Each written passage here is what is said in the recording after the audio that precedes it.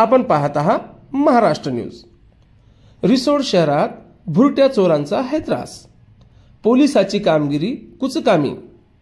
रिसोड शहरात दिनांक 21 डिसेंबरला मध्यरात्री बस स्टँड समोरील सोनम डेली नीड्स या दुकानाचे दोन्ही कुलूप फोडून भुरट्या चोरांनी चोरी करून अंदाजे 5 ते 6 हजारांची रोकड व 6 ते 7 हजाराचे डेली नीड्सच्या वस्तू चोरी करून नेल्या।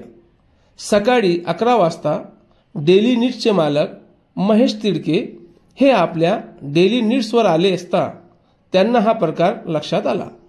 त्यांनी तात्काळ रिसोड पोलीस स्टेशनला धाव घेऊन याबद्दल माहिती सांगितली। पुढील तपास रिसोड पोलीस स्टेशन करीत आहे। धन्यवाद। रात्री 10 वाजेपर्यंत दुकान चालू होतं आणि उशीर झाल्यामुळं मला हराळ खेड्यावर जायला लागते, त्याच्यामुळे मी सोबत पैसे काय घेतले नाही।